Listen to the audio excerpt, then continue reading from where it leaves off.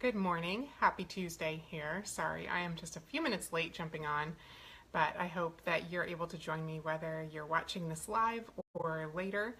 We're chatting this week about Thanksgiving. Finding Thanksgiving when it's hard, when you're grieving for whatever reason. Holidays just make that so much harder because we have this, American concept of our Hallmark holidays. And a lot of times real life just doesn't look like that. So today's focus, I want to spend some time talking about when you are going through a hard time and nobody else seems to notice that. I think a lot of times it makes people uncomfortable to have to deal with, your grief, our grief. Whenever you're grieving, it can make people uncomfortable. And that's because sometimes it makes them think about places in their own life that are hard, or because they want to fix it. They want to fix what you're going through and they just don't know how. And so they don't say anything because they don't know what to say. I think there are a lot of reasons that people don't reach out when they know that someone's hurting over the holiday. And I think those are the two main ones, because it reminds them of places in their own life and because they want to fix it and they don't know what to do. So I want to say that when you're grieving, when you are having a hard time with the holidays, it's okay to focus on you. It's okay to make things a safe place for you.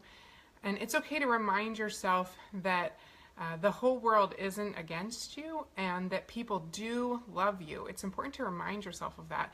The people love you. It's just that they're not sure how to best show this. And I know from my own experience, it is hard to say, hey, here's what I need. It's oftentimes hard to ask for help. But that is the place where people really want you to say, here's what I need. Here's how you can help me. I know it feels like a big risk, a big step to take to say, this is exactly what I need it to look like this year. But it's the best way to go. Honesty, always the best policy. Because otherwise, everybody's going to be hoping that they're doing the right thing for you, and they're going to be sure that they're not. And you're going to feel like this wasn't how it should have gone. So it's so much better if you can have a conversation up front to say, maybe you're going somewhere for Thanksgiving dinner, and to say, hey, I'm really having a hard time this year. And however you want that to look, maybe you don't want them to make a big deal about it. Maybe you want to take some quiet moments to reflect and to think about the person that you're missing or whatever that might be. I think for me, when I think about, the holidays being hard, my mind automatically goes to grieving the loss of someone because I've had to do that, grieve the loss of someone over the holidays. And if you are in that place of grieving the loss of someone this holiday, there are two things that I've found that have tremendously helped me when I've been in that place. And one of those is just to take some time to reflect about the person that you loved, the person that you lost, what they did that made holidays special. Maybe start a journal for yourself. Start a journal of special memories that you had with that person that you want to make sure that you don't forget. And so you can write them down, maybe watch one of their favorite movies or listen to some music that they liked. Take some time in this holiday week to set aside a space where you can remember and celebrate and grieve in the way that you need to the person that you lost. And then the other part of that for me that's been tremendously helpful is reaching out to do something. When I can put purpose to the pain that I'm feeling, it gives me healing. It makes it feel not worthwhile, but that there's some point behind, walking through all this stuff.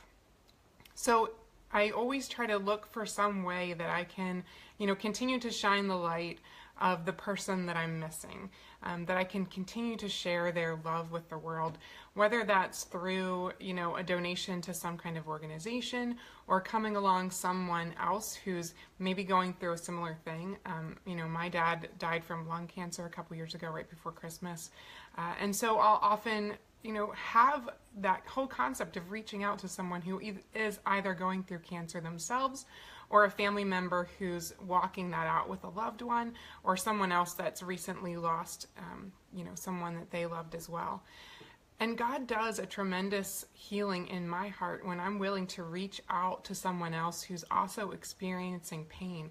And it's not that I have to know all the right words again, or that I have to be able to fix anything. It's just reaching out to say, hey, I know this pain that you're feeling and I want to be here with you. I want to help you through that.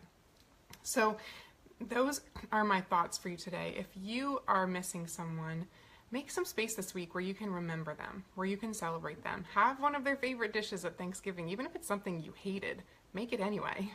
And then take some time to think about something you can do to shine their love, their light for the next 6 weeks of the year between now and Christmas.